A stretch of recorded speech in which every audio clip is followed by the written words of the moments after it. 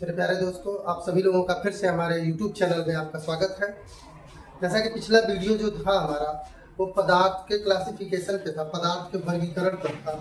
अब आज जो हम लोग टॉपिक पढ़ने वाले हैं वो पदार्थ के वर्गीकरण तो हो चुका है, पदार्थ के जो है मूल कण या पदार्थ के कण के बारे में हम लोग सीखेंगे। तो सबसे पहले हम बात करेंगे मैटर, पदार्थ। सबसे पहले हम किसकी बात करेंगे? पदार्थ। पदार्थ को इंग्लिश में मैटर बोलते हैं या फिर क्या बोलते हैं? सबस्टेंस। दोनों इसको बोलते हैं, मैटर भी बोलते हैं, सबस्टेंस भी बोलते हैं। अब हमारा आज का टॉपिक जो है इसी से रिलेटेड है। जैसे ये पदार्थ आखिर बना किसका होता है? कोई भी पदार्थ, अगर कोई पदार्थ है, पहले सवाल ये होगा कि पदार्थ है क्या? पदार्थ क्या है? पदार्थ क्या है? सबसे पहला क्वेश्चन। दूसरा, पदार्थ बना किसका है? बना किसका है? तीसरा, पदार्थ जो होते हैं इनका प्रयोग यूज क्या है? पदार्थ है क्या? वही है, पदार्थ क्या है, पदार्थ है क्या, बात एक ही बोल है, ये किसका बना हुआ है। ये सारे टॉपिक्स को हम लोग आज कवर करेंगे। तो सबसे पहले बात करेंगे पदार्थ क्या है, व्हाट इज मैटर। तो यही हमारा टाइटल भी रहा है कि व्हाट इज अ मैटर, पदार्थ क्या है। दे मतलब वे जो भार रखते हो और जो स्थान घेरते हो। They occupy space and have a weight. जो क्या रखते हो? स्थान घेरते हो और जिसमें क्या हो? भार। स्थान घेरता हो तथा जिसमें क्या हो? आपका भार। वह सब क्या कहलाते हैं? आपके पदार्थ कहलाते हैं। जिसको जगह चाहिए, जिसमें क्या हो? आपका भार हो, वही हमारा क्या कहलाएगा? पदार्थ कहलाएगा। पदार्थ का परिभाषा ही यही है कि पदार्थ वे हैं जो स्थान घेरते हैं तथा जिसमें क्या हो? आपका भार हो। उसी को हम लोग क्या कहेंगे? पदार्थ कहेंगे। पदार्थ किसका बना है? अब इस टॉपिक पहले इसको और क्लियरिफाई कर लेते हैं। जैसे हमारे अगल बगल जितनी भी सारी चीजें पाई जाती हैं वो सारी चीजें क्या कहलाती हैं? आपकी पदार्थ। सारी चीजें याद है, मैंने पूरे ब्रह्मांड को ही दो भागों में बांटा था, जिसमें पहला था आपका क्या कि ब्रह्मांड को दो भागों में बांटा गया, एक ऊर्जा, दूसरा पदार्थ। तो पदार्थ ही तो है दूसरा, पहला तो ऊर्जा, दूसरा क्या है? पदार्थ। पदार्थ यानी हमारे अगल बगल जितनी भी सारी चीजें पाई जाती हैं वो सब क्या कहलाती है? सब पदार्थ कहलाती है। तो पदार्थ अब कहते किसे हैं? तो पदार्थ वे होते हैं जो स्थान घेरते हैं और जिसमें क्या हो? भार। आपके अंदर एक सवाल उठ रहा होगा, सबसे पहला सवाल, क्या हवा जो है पदार्थ है या नहीं? हवा यानी एयर। तो हवा एक पदार्थ है। तो अगला सवाल होगा, क्या यह स्थान घेरता है? हाँ, यह स्थान घेरता है। आपको पता होगा जब आप कोल्ड ड्रिंक या कुछ भी बॉटल का पानी आप पीते हैं तो जब उसमें से पानी खींचते हैं, अगर उसमें एयर ना जाने दें तो डब्बा पूरा चिपक जाता है। समझ रहे हैं आप? इसका मतलब अगर उसके अंदर एयर नहीं जाने देंगे तो डब्बा क्या हो जाएगा? और चिपक जाएगा। और जैसे हम लोग छोड़ते हैं तो वो पूरा क्या हो जाता है? फूल जाता है। इसका मतलब क्या है? उसमें आके कौन भर जाती है? हवा भर जाती है। यहाँ से अगर क्लियर नहीं हो रहा होगा तो दूसरा टॉपिक देखते हैं हम लोग। जैसे गुब्बारा लीजिए, तो गुब्बारा में जैसे आप हवा भरते हो तो क्या हो जाता है? बड़ा हो जाता है। इसका मतलब बड़ा होने का मतलब क्या कर रहा है? वह स्थान घेर रहा है ना। इसका मतलब हवा क्या करता है? स्थान घेरता है। और भार की बात करते हैं हम। किसके भार की? आपने गैस सिलेंडर देखा होगा। गैस सिलेंडर जब खुलता है तो सारे गैस बाहर निकल जाते हैं, और जब वही सिलेंडर के अंदर भरा होता है तो सिलेंडर का वजन 30 kg होता है। घरेलू जो हम लोग घर में यूज करते हैं, घरेलू सिलेंडर का वजन कितना होता है? 30 kg। इसमें 15 kg जो है वजन सिर्फ सिलेंडर का होता है और 15 kg इसमें गैस का होता है। तो आप बताइए, गैस बोले तो एयर यानी हवा का वजन होता है। वैसे दूसरा एग्जांपल आप गुब्बारे पे लीजिए, तो दो गुब्बारा लीजिए, एक गुब्बारे में आप हवा भर के फुला दीजिए और एक गुब्बारे को हल्का ही रखिए, और उसे तराजू पे जब लटकाएंगे बैलेंस पे तो देखेंगे कि जो भरा हुआ गुब्बारा वो नीचे आ जाएगा, जो बिना भरा हुआ गुब्बारा होगा वो क्या हो जाएगा? ऊपर हो जाएगा। इससे ये भी सिद्ध होता है कि हवा स्थान घेरता है और हवा में क्या होता है? भार होता है। यानी हवा भी में स्थान घेरता है और हवा में भी क्या होता है? भार होता है। तो पदार्थ मैटर तो क्लियर हो गए। पदार्थ वे होते हैं जो स्थान घेरते हैं और तथा जिसमें क्या होता है? भार होता है। उन्हीं को हम लोग क्या बोलते हैं? पदार्थ बोलते हैं। उसके बाद हम टॉपिक पे आते हैं, पदार्थ किसका बना होता है। अगला हमारा टॉपिक है पदार्थ किसका बना होता है। इसमें तो कोई इशू नहीं है। हाँ, एक कमेंट का आप लोगों ने जवाब दिया, मुझे बहुत अच्छा लगा कि 118 तत्वों में से जो एक तत्व है जो द्रव अवस्था में है उसका नाम पारा है। Hg, मरकरी भी उसको बोलते हैं। ऐसे ही सहयोग देते रहिए। अगला हमारा टॉपिक है इसमें कि पदार्थ बना किसका होता है। तो पदार्थ का जो मूल कण होता है, पदार्थ का जो मूल कण होता है वह होता है परमाणु यानी एटम। क्या होता है आपका? एटम। दूसरा होता है अणु। बस दोनों में अंतर क्या है? एक होता है परमाणु यानी एटम और दूसरा होता है मॉलिक्यूल। दो टॉपिक आपको मिल रहे हैं, एक तो मिल रहा है आपको क्या? मॉलिक्यूल्स, और दूसरा क्या मिल रहा है आपको? एटम्स। तो एटम्स क्या होते हैं और मॉलिक्यूल्स क्या होते हैं? एटम्स के बारे में थीसिस जो है 1803 में डाल्टन ने दिया है। किसने दिया? डाल्टन ने। डाल्टन ने दिया है एटम्स के बारे में, ठीक है ना। यहाँ पर सवाल यह है कि पदार्थ क्या है। तो पदार्थ का जो मूल कण है, पदार्थ का मूल कण जो है वो कौन है? सबसे छोटा जो कण है वो कौन है? परमाणु। The smallest part of the matter is called atom. तो smallest part, but he can not live in free state. लेकिन ये स्वतंत्र अवस्था में नहीं रह सकता। यह जो है फ्री स्टेट में नहीं रह सकता, यानी स्वतंत्र नहीं रह सकता, अकेले नहीं रह सकता। और परमाणु यानी किसी पदार्थ का सबसे छोटा पार्ट, सबसे छोटा भाग जो होता है, जो मूल कण होता है, वो कौन होता है? परमाणु होता है। लेकिन यह स्वतंत्र अवस्था में नहीं रह सकता, जबकि अणु किसी पदार्थ का सबसे छोटा भाग होता है जो स्वतंत्र अवस्था में रह सकता है। किसमें रह सकता है? स्वतंत्र अवस्था में रह सकता है। तो यहाँ पे ये पॉइंट आपको तैयार रखना पड़ेगा कि परमाणु वे होते हैं, परमाणु वे होते हैं जो स्वतंत्र अवस्था में नहीं रहते, लेकिन किसी पदार्थ का सबसे स्मॉलेस्ट पार्ट होता है। दोनों स्मॉलेस्ट पार्ट है, दोनों आपके अणु भी और परमाणु दोनों सबसे स्मॉलेस्ट पार्ट है। लेकिन दोनों में इशू यह है कि पदार्थ का सबसे छोटा भाग परमाणु होता है, लेकिन ये कैसे नहीं रह सकता? फ्री स्टेट में नहीं रह सकता। जबकि वही पदार्थ का जो दूसरा सबसे छोटा पार्ट है उसका नाम क्या है? अणु है, ये स्वतंत्र अवस्था में रह सकता है। अब दूसरा सवाल बनेगा यहाँ पर, क्या परमाणु और अणु में क्या अंतर है? सवाल यही बनेगा। लेकिन फिलहाल आपको पहले ये क्लियर कर दूं, उसके बाद मैं ये भी क्लियर करूंगा कि परमाणु और अणु यानी एटम और मॉलिक्यूल्स में क्या डिफरेंस है, यानी एटम्स एंड मॉलिक्यूल्स में क्या डिफरेंस है, इसको भी हम लोग समझेंगे। तो फिलहाल जान लीजिए, किसी पदार्थ का जो सबसे छोटा पार्ट होता है, स्मॉलेस्ट पार्ट होता है, वो कौन होता है? एटम्स होता है, जो फ्री स्टेट में नहीं रह सकता, ठीक है। अब किसी पदार्थ का सबसे छोटा से छोटा भाग जो स्वतंत्र अवस्था में रह सकता है वो कौन होता है? अणु होता है, लेकिन मॉलिक्यूल्स होता है। दोनों डिफरेंस ये है कि यह नहीं रह सकता और यह रह सकता है। परमाणु की बात करें तो परमाणु मिलके ही अणु बनाते हैं। परमाणु यानी एटम्स मिलके ही किसको बनाते हैं? मॉलिक्यूल्स बनाते हैं, यानी अणु को बनाते हैं। यानी परमाणु किसको बनाते हैं? आपके अणु को बनाते हैं। एग्जाम्पल देखते हैं, जैसे हाइड्रोजन तत्व का परमाणु है, यानी हाइड्रोजन एलिमेंट का परमाणु H होता है और ये भी क्या होगा? H। दोनों मिलकर क्या बनाएंगे? H2 बनाएंगे। O और O ये दोनों परमाणु है और दोनों मिलकर क्या बनाएंगे? आपके O2 बनाएंगे। इसी तरह से आपका Cl यानी क्लोरीन प्लस क्लोरीन मिलकर क्या बनाते हैं? आपके Cl2 बनाते हैं। नाइट्रोजन प्लस नाइट्रोजन के परमाणु यानी एटम्स मिलकर क्या बनाते हैं? आपके नाइट्रोजन गैस बनाते हैं।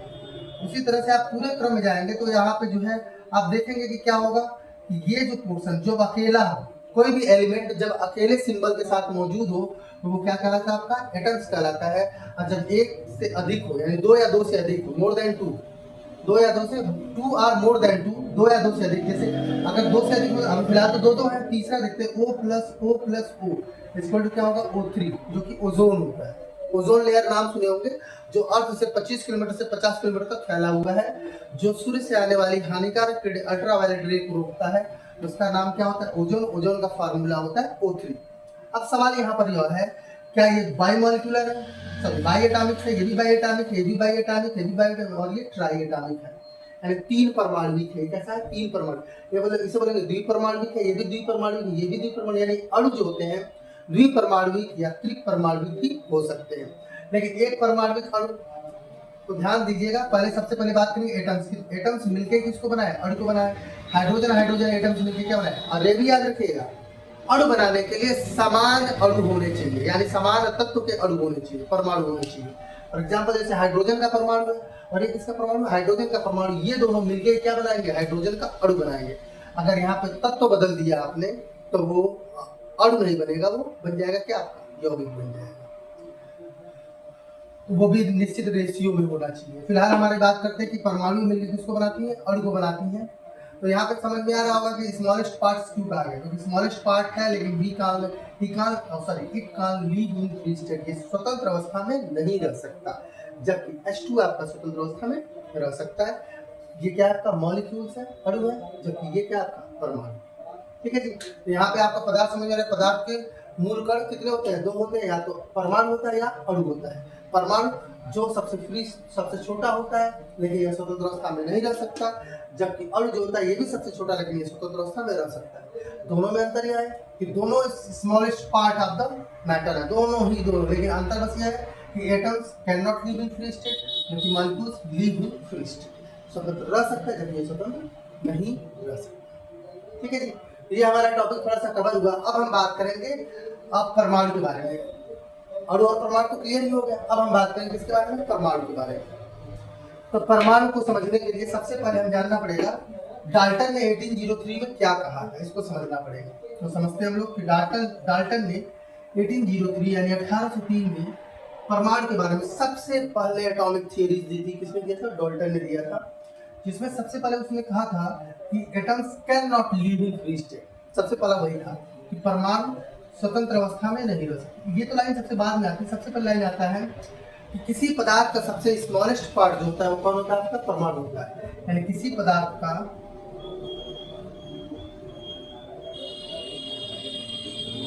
जो सबसे छोटा कण है वो कौन है, आपका परमाणु। कौन है, आपका परमाणु। यानी किसी पदार्थ का, कोई भी पदार्थ का जो सबसे स्मॉलेस्ट पार्ट होता है वो कौन होता है, एटम होता है। उसके बाद इन्होंने कहा परमाणु को किसी अन्य भाग में नहीं तोड़ा जा सकता, मतलब और इसे छोटा नहीं किया जाता है।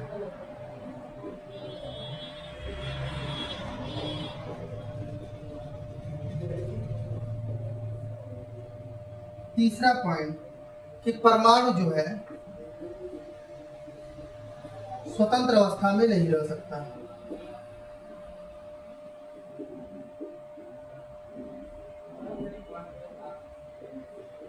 चौथा है कि परमाणु जो है ना तो हम उत्पन्न कर सकते हैं ना ही नष्ट कर सकते हैं। परमाणु को ना तो उत्पन्न कर सकते हैं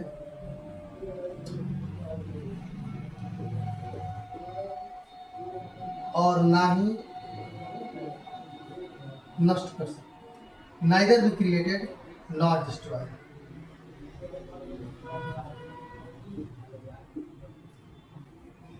पांचवा पॉइंट है इसका आपका कि परमाणु स्वतंत्र अवस्था में तो नहीं रह सकता, लेकिन रासायनिक अभिक्रिया में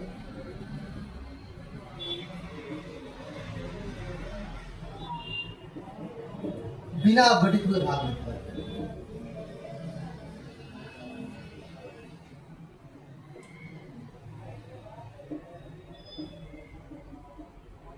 ये 5 पॉइंट मैंने आपको दिया है। 5 पॉइंट में सबसे पहले डाल्टन ने कहा कि किसी पदार्थ का जो सबसे छोटा कण होता है, smallest part of the matter is the atoms, कौन है, वो परमाणु है। परमाणु किसी अन्य भाग में नहीं तोड़ा जा सकता, can not split into the any parts, और किसी भाग में इसको तोड़ नहीं सकते। तीसरा पॉइंट कह रहा है परमाणु जो होते हैं यानी atoms can not live in free state, वो स्वतंत्र अवस्था में नहीं रह सकते। ये तो हम लोग पहले ही जान चुके हैं। परमाणु को ना तो हम उत्पन्न कर सकते हैं ना ही नष्ट कर सकते हैं, यानी atoms can not be created not destroy, ना तो हम उसे उत्पन्न कर सकते हैं ना ही खत्म कर सकते हैं। और यह रासायनिक अभिक्रिया में बिना अपघटित हुए भाग लेता है। इसको 1803 में किसने कहा, डाल्टन। डाल्टन तो खैर गलत साबित होंगे। फिलहाल ये जितनी भी थीसिस दी इन्होंने दी थी डाल्टन ने। डाल्टन को कई जो है चोट लगी, कई बार चोट लगी। जब इलेक्ट्रॉन प्रोटॉन न्यूट्रॉन की डिस्कवरी हुई तब जो है डाल्टन की पूरी थीसिस खत्म हो गई। थीसिस खत्म हुई, जूलियस प्लकर और गोल्डस्टीन ने खत्म कर दिया जब कैथोड किरणों और एनोड किरणों की डिस्कवरी हुई। यहाँ पे फिलहाल हम बात करेंगे वो उस थीसिस से ना जाके अभी यही थीसिस पे बात करेंगे हम कि डाल्टन 1803 में कहा क्या था। तो डाल्टन ने 1803 में कहा था कि the smallest part of the matter atoms है, the atoms can not split into any part, atoms can not live in free state, atoms neither be created not destroy, and atoms participate in chemical reaction without split, बिना टूटे बिना अपघटित हुए वो क्या करता है, रासायनिक अभिक्रिया में भाग लेता है। ठीक है जी। तो आप ये हो गया डाल्टन ने जो कहा था एटम्स के बारे में। अब हमारे सामने बात आएगी कि एटम्स का स्ट्रक्चर क्या है, एटम्स का वो मूल कण क्या है। तो डाल्टन के हिसाब से तो कोई मूल कण थे नहीं, लेकिन हमको तो आप जान चुके हैं कि एटम्स के मूल कण होते हैं और एटम्स के 3 मूल कण होते हैं। Electron, proton, neutron. ज्यादा जानने से बेहतर है कि थोड़ा ही जाने बेहतर जाने। एक्चुअल में क्या है, एटम्स के अंदर दो प्रकार के कण पाए जाते हैं, एक अस्थाई और एक अस्थाई, यानी परमानेंट एंड टेम्पररी। तो परमानेंट में तीन ही है, इलेक्ट्रॉन, प्रोटॉन और न्यूट्रॉन।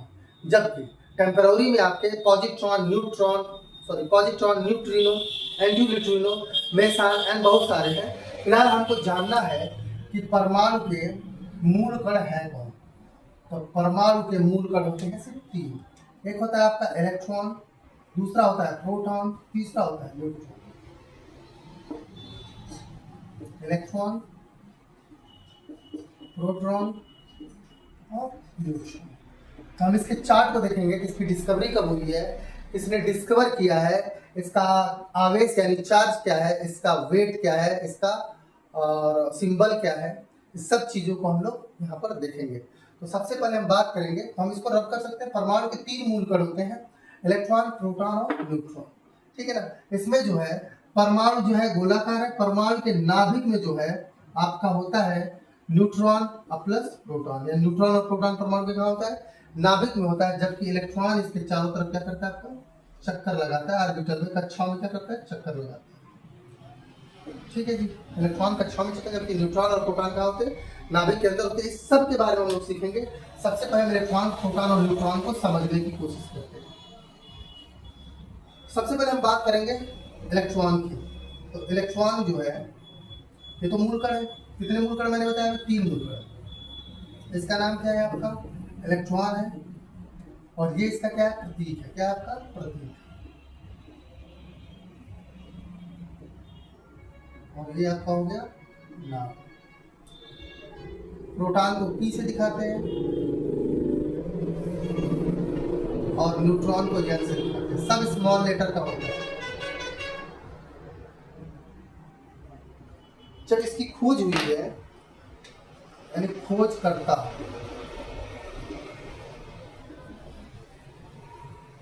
इलेक्ट्रॉन की खोज जे टॉमसन ने किया है। जे टॉमसन ने किया है। प्रोटॉन की खोज रदरफोर्ड ने की है। कहीं कहीं गोल्डस्टीन भी देखने को मिलता है। एक्चुअल में पूरा श्रेय गोल्डस्टीन को नहीं, जबकि रदरफोर्ड को जाता है। रदरफोर्ड कहीं कहीं पे अगर आप गोल्डस्टीन देखते हैं तो उसे याद रखिएगा, वो भी सही है। न्यूट्रॉन की खोज चैडविक ने किया था। सन देख लेते हैं किस सन में इसकी खोज हुई। तो सन की बात करेंगे तो इलेक्ट्रॉन की खोज 1897 में हुई है, और प्रोटॉन की खोज 1919 में हुई है, जबकि न्यूट्रॉन की खोज 1932 में हुई। अब इसके आवेश की बात कर लेते हैं। आवेश और मास यानी द्रव्यमान, चार्ज की बात करेंगे कि आवेश इस पर कितना होता है। तो आवेश जो होता है इलेक्ट्रॉन पर, जो आवेश होता है 1.6 इंटू 10⁻⁻19 कूलाम होता है, माइनस। जबकि प्रोटॉन पे प्लस का 1.6 इंटू 10⁻⁻19 दोनों पर समान होता है। दोनों पर क्या होता है, आपका समान होता है। न्यूट्रॉन पे कोई भी चार्ज नहीं होता। अगर यहाँ पे हम बात करते हैं तो इलेक्ट्रॉन पे जो सिंबल आएगा वो माइनस का चार्ज होता है, प्रोटॉन पे प्लस होता है, और न्यूट्रॉन पे कोई भी चार्ज नहीं होता। अब हम बात करेंगे इसके द्रव्यमान की। द्रव्यमान यानी मास की बात करें तो मास जो होता है किलो में लिखते हैं हम लोग, केजी में। तो जो इलेक्ट्रॉन है उसका जो वेट होता है 9.107 इंटू 10⁻⁻31 केजी होता है, केजी किलो में। जबकि इसका 1.672 इंटू 10⁻⁻27 केजी होता है। प्रोटॉन का, न्यूट्रॉन का होता है 1.675 इंटू 10⁻⁻27 केजी। अगर आप ठीक से देखें तो जो हमारा प्रोटॉन है, जो हमारा न्यूट्रॉन है, इन दोनों का जो है मास लगभग इक्वल है। ये 1.672 है, 1.675 है। बाकी 10⁻⁻27 ये है, 10⁻⁻27 ये भी है। अब आप देखिए, अगर इलेक्ट्रॉन देख रहे हैं तो 10⁻⁻31 है। 31 माइनस के चार्ज में जो -30 जो ज़्यादा नंबर होता है वो हल्का होता है। यहाँ पे अगर आप ठीक से देखेंगे तो जो हमारा इलेक्ट्रॉन है, इलेक्ट्रॉन, प्रोटॉन, न्यूट्रॉन में सबसे हल्का है, जबकि प्रोटॉन और न्यूट्रॉन लगभग क्या है, आपके बराबर है। ये सवाल आप याद रखिएगा कि जो आपका इलेक्ट्रॉन होता है वो सबसे क्या होता है, आपका हल्का होता है। तो ठीक है जी, आप इसका स्क्रीनशॉट लेना चाहिए तो ले सकते हैं। तब तक आगे की टॉपिक हम लोग देखते हैं। फिर अब हम बात करेंगे किसी तत्व के बारे में। किसी तत्व के बारे में हम लोग बात करेंगे। तो किसी भी तत्व के बारे में अगर हम बात करते हैं तो याद है आपको, कोई भी तत्व जो होता है उसका ये होता है सिंबल। क्या होता है? सिंबल। सिंबल का मतलब होता है प्रतीक। फॉर एग्जाम्पल, जैसे आप नाइट्रोजन लेके जाओ, तो ये इसका क्या है? नाइट्रोजन का ये क्या है? आपका सिंबल है। ये क्या आपका सिंबल है? ठीक है जी ना। अब जो इसके ऊपर लिखा हो वो होता है इसका वेट। क्या होता है? वेट। एटॉमिक वेट होता है। क्या होता है आपका? एटॉमिक वेट या एटॉमिक मास होता है। परमाणु भार। क्या बोलते हैं इसको? परमाणु भार या परमाणु द्रव्यमान का। जो नीचे लिखा होता है यह होता है आपका एटॉमिक नंबर। एटॉमिक नंबर यानी परमाणु क्रमांक। जो नीचे लिखा हो तो कभी कभी ये इधर भी लिख देता है, उससे कोई, जैसे यहाँ पे ऐसे लिखते हैं ए और एक्स बी याद देता है। सीधे समझिए जो सर के ऊपर है वो भार होगा, एटम्स के ऊपर जो वेट होगा वो क्या होगा? इसका परमाणु भार कहलाएगा। जो नीचे होगा उसे क्या बोलेंगे हम? परमाणु क्रमांक बोलेंगे। और जो ऊपर होगा उसको क्या बोलेंगे हम? परमाणु भार। इस पॉइंट को तैयार रखिएगा। ऊपर वाले क्या बोलते हैं? एटॉमिक वेट बोलते हैं, परमाणु भार। और नीचे वाले को एटॉमिक नंबर या परमाणु क्रमांक बोलते हैं। जबकि ये जो है आपका सिंबल यानी प्रतीक होता है। जैसे यहाँ पे हम एग्जाम्पल 7 इंटू क्या होता है आपका? 14 होता है। 7 इंटू 14। तो ये जो है 14 जो है इसका क्या है? परमाणु भार है। जबकि 7 इसका क्या है? परमाणु क्रमांक है। समझ में आ रहा है? और ये इसका सिंबल है। यानी नाइट्रोजन का जो प्रतीक होता है, सिंबल होता है, वो क्या होता है? एन होता है। जो नाइट्रोजन का एटॉमिक नंबर होता है वो 7 है और एटॉमिक वेट कितना? 14 है। तो ये है आपका सबसे बड़ा चीज। इसको देख लीजिए और स्क्रीनशॉट लेना हो तो लीजिए ताकि हम इसके बारे में और समझ सकें। अब हम बात करेंगे कि इलेक्ट्रॉन, प्रोटॉन, न्यूट्रॉन हम निकालेंगे कैसे। तो किसी भी एलिमेंट का जो नीचे होता है, मैंने बताया अभी, वो क्या होता है आपका? एटॉमिक नंबर यानी परमाणु क्रमांक होता है। और जो ऊपर होता है उसको हम लोग क्या बोलते हैं? एटॉमिक वेट बोलते हैं। क्या बोलते हैं उसको? Atomic weight. अब ध्यान से, इसका परमाणु भार है। ये क्या है आपका? परमाणु भार है। जबकि ये क्या आपका? परमाणु क्रमांक है। ठीक है जी, यानी एटॉमिक नंबर। और ये आपका एटॉमिक वेट।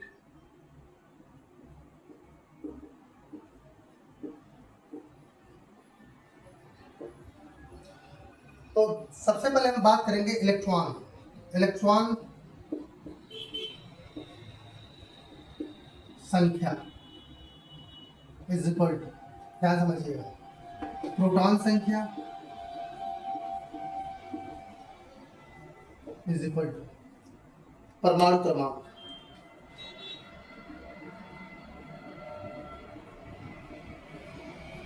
वो भी कब? जब उदासीन यानी न्यूट्रल हो। न्यूट्रल, ना इस पे कोई प्लस चार्ज हो किसी भी एलिमेंट के ऊपर और ना ही माइनस चार्ज हो, तब इलेक्ट्रॉन जो है एटॉमिक नंबर या प्रोटॉन संख्या के इक्वल होता है।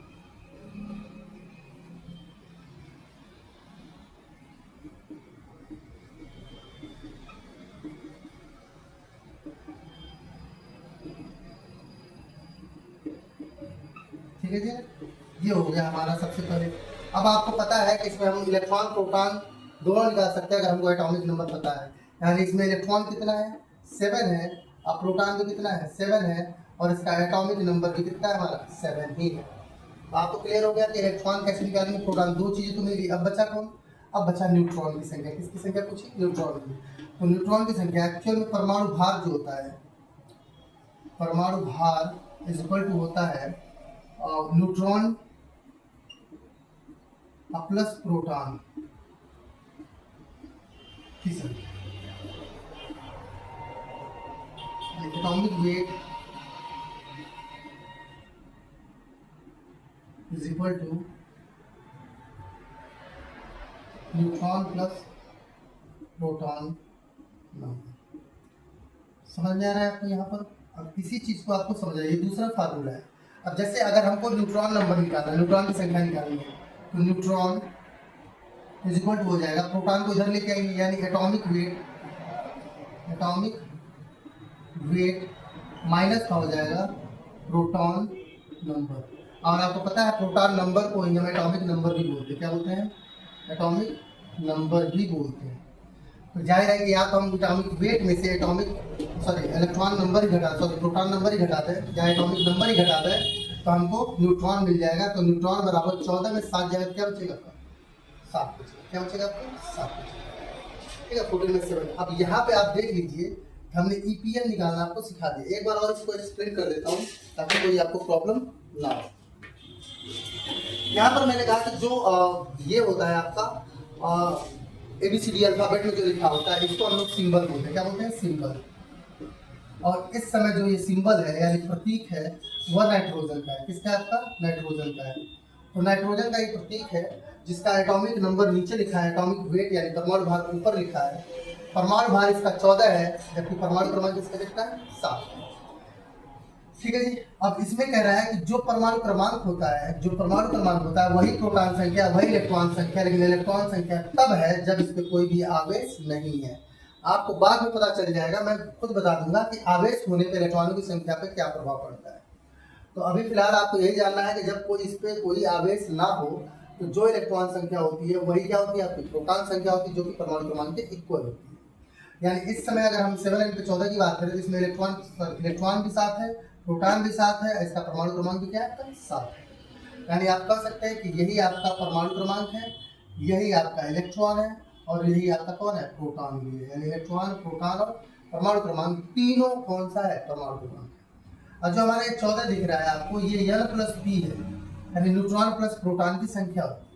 अब प्रोटॉन इसमें से हमको पता चला कि यही नंबर आपका प्रोटॉन है, तो प्रोटॉन यानी 7 है। 7 को किसमें से घटा? 7 + 7 = 14। 7 से सीधे इसको हम क्या कर देंगे? माइनस कर देंगे। यानी 14 = क्या होगा? N+P होगा। यानी 14 = N+P का वैल्यू कितना आ गया? 7 आ गया। जब इधर आएगा तो घट जाएगा तो N बराबर कितना आ जाएगा? 7। ठीक है जी।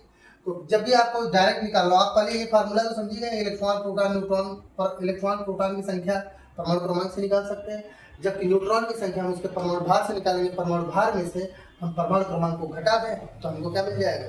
न्यूट्रॉन की संख्या मिल जाएगी। अब थोड़ा सा हम लोग 2-3 तत्वों पे देख लेते हैं कैसे निकालेंगे।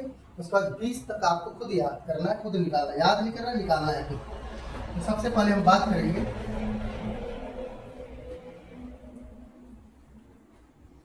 हाइड्रोजन की। हाइड्रोजन का जो होता है 1H1 होता है। सबको पता है कि 1H1 होता है। ठीक है जी। तो हम इसमें निकालेंगे इलेक्ट्रॉन। क्या निकालेंगे? इलेक्ट्रॉन से पहले निकालेंगे प्रोटॉन पे। यार पहले लिखेंगे हम परमाणु क्रमांक इसकी क्या है। तो परमाणु क्रमांक यानी एटॉमिक नंबर इसका कितना है? 1 है। एटॉमिक नंबर कितना है? 1 है। जबकि इसका परमाणु भार यानी एटॉमिक वेट भी इसका कितना है? 1 है। ठीक है जी ना। अब हम इसमें निकालेंगे इलेक्ट्रॉन कितना है, प्रोटॉन कितना है, न्यूट्रॉन कितना है। आपको पता है कि जो परमाणु क्रमांक होता है वही इलेक्ट्रॉन है वही प्रोटॉन है। यानी इलेक्ट्रॉन बराबर प्रोटॉन बराबर परमाणु क्रमांक बराबर परमाणु क्रमांक। यानी हो गया आपका 1 = 1 = 1। यानी E बराबर भी 1 हो गया और P बराबर भी क्या हो गया? आपका 1 हो गया। ठीक है जी ना। अब न्यूट्रॉन देखते हैं। तो आपको पता है कि परमाणु भार बराबर होता है न्यूट्रॉन प्लस प्रोटॉन के। तो परमाणु भार हमारा 1 है, परमाणु भार हमारा क्या है? 1 है। और न्यूट्रॉन तो हमको पता करना है प्लस प्रोटॉन भी कितना है? 1 है। जब इधर आके माइनस होगा तो N बराबर क्या आ जाएगा? 0। यानी इस एलिमेंट में इलेक्ट्रॉन भी क्या है? इलेक्ट्रॉन जो है आपका 1 है, प्रोटॉन भी कितना है? आपका 1 है, जबकि न्यूट्रॉन बराबर क्या है? आपका 0। याद रखिएगा 118 तत्वों में से एक ही तत्व ऐसा है जिसमें न्यूट्रॉन 0 होता है और वो कौन है? आपका हाइड्रोजन 1H1 है। इसके समस्थानिकों में तो होता है लेकिन ये प्रोटियम में नहीं होता है, यानी 1H1 में नहीं होता। तो सबसे पहले हमने 1H1 को पढ़ा, यानी इसमें इलेक्ट्रॉन, प्रोटॉन और न्यूट्रॉन जो है संख्या हमने निकाली। अब दूसरा देखेंगे हीलियम पे, यानी 2He4। अब डायरेक्ट निकालने की कोशिश करते हैं। इसमें हम बात करेंगे इलेक्ट्रॉन, प्रोटॉन और न्यूट्रॉन। आपको पता है परमाणु क्रमांक की इसका क्या है? इलेक्ट्रॉन नंबर है, यही आपका प्रोटॉन नंबर भी हो गया। और इसमें से जब हम इसको माइनस करें 4 - 2 = कितना आएगा? 2। यानी हमको क्या निकल गया? न्यूट्रॉन नंबर भी निकल गया। यानी इलेक्ट्रॉन, प्रोटॉन, न्यूट्रॉन हमने निकाल लिया। अब तीसरा देखते हैं 3Li7। ये लिथियम है। लिथियम का ऊपर वाला क्या कहलाता है? परमाणु क्रमांक वेट, एटॉमिक वेट या परमाणु भार, और नीचे क्या आपका परमाणु क्रमांक है। इसमें हम देखते हैं इलेक्ट्रॉन, प्रोटॉन और न्यूट्रॉन की बात करें तो इलेक्ट्रॉन इसमें परमाणु क्रमांक यानी 3 है, प्रोटॉन में कितना है 3, और जब इसको इसमें से घटाएंगे यानी 7 में से 3 जाएगा कितना बचेगा? हो गया न्यूट्रॉन नंबर। अब हम बात करेंगे नंबर 4 की। 4 बेरिलियम 4B9 होता है, ठीक है ना। इसका भी एटॉमिक वेट कितना होता है? 9 होता है, और एटॉमिक नंबर कितना है? 4 है। अब इसमें भी देखते हैं इलेक्ट्रॉन, प्रोटॉन और न्यूट्रॉन। इलेक्ट्रॉन इसमें कितना है? 4 है, प्रोटॉन में कितना है? 4 है, और न्यूट्रॉन कितना है? तो 9 - 4 = 5, ठीक है जी। 4 निकाला हमने। अब आप लोगों के लिए मैं तो यही कहूँगा कि आप कम से कम 20 तक तो तैयारी करिए। तो 4 के बाद क्या से आएगा? 5, 6, 7, 8, 9, 10। तो 5 number B boron, 5B11, 6C पे 12, 7N पे 14, 8O पे 16, 9 फ्लोरीन, 19, 10 नियान, 20, ठीक है। उसके बाद हम बात करेंगे 11 की। किसकी बात करेंगे? 11 की। 11 सोडियम होता है, 23 12 Mg, 24 13 aluminium, 27 14 silica, 28 15 phosphorus, 31 16 sulphur, 32 17 chlorine, 35.5 पता लगे, यहाँ पे हम 35 लेंगे। 18 आर्गन, आर्गन का वेट होता है 40 कितना होता है? 40। और 19 पोटेशियम, 49, और 20 कैल्शियम, 40। सब हमने लिख दिया आपको 20 तक। यहाँ तक आपको ईपीएन नंबर निकालना है। क्या निकालना है आपको? ईपीएन नंबर आपको निकालना ही होगा। अगर आप निकालेंगे तभी आपको और ज़्यादा समझ में आना शुरू होगा। तो ठीक है जी, यार दोस्तों आपको सब समझ में आ ही रहा होगा। मैं जहाँ तक कोशिश कर रहा हूँ समझ में आया। अगर किसी को जो ना समझ में आए तो हमको कमेंट करके बता सकता है। तो ये आपका है जिसमें से आपको निकाल के बताना है कि इसमें इलेक्ट्रॉन, प्रोटॉन, न्यूट्रॉन कितने हैं, जो कि 20 तक आपको कवर करने हैं। फिलहाल मेरे सामने ये सारे टॉपिक हैं। कैसे निकालना ये मेथड मैंने यहाँ पर दिखाया है, और यहाँ पर आपको एक एक करके बाहर निकाला है। अगर आपको कोई इसमें प्रॉब्लम हो तो आप मुझे कमेंट करके आप इसमें पूछ सकते हैं। इसके बाद जो हमारा नेक्स्ट टॉपिक होगा वो होगा कोष सेल पे, यानी कोष बोले तो कोष पे, सेल पे। उसके बाद हम पढ़ेंगे क्या? सब सेल पढ़ेंगे। सब सेल ये देखेंगे कैसे आया है, कोष कैसे आया है। उसके बाद हम पढ़ेंगे किसको? ऑर्बिटल को। और ऑर्बिटल के बाद क्या पढ़ेंगे हम? इलेक्ट्रॉन को। किसको पढ़ेंगे? इलेक्ट्रॉन को। इलेक्ट्रॉन कहाँ है, कैसे है, तो इसके बारे में जानने के लिए हमारे साथ वीडियो में बने रहिएगा। और आप लोगों के लिए आज का सवाल यह है कि जो इसमें एक एलिमेंट लिखा हुआ है, इस पूरे टेबल पे, बॉक्स पे लिखा हुआ है, जिसका अभी तक पीरियोडिक टेबल में पोजीशन नहीं पता चली कि उसको कहाँ रखना चाहिए, वह अभी तक जो है प्रॉब्लम में ही चल रहा है। तो तब तक के लिए धन्यवाद। वेट करिए और बताइए हमको सबसे पहले इसका जवाब क्या हुआ है। जिसको पीरियोडिक टेबल में अभी तक जगह तो मिली है लेकिन बेहतर जगह नहीं मिली है, अभी भी वो परेशान है। Thank you.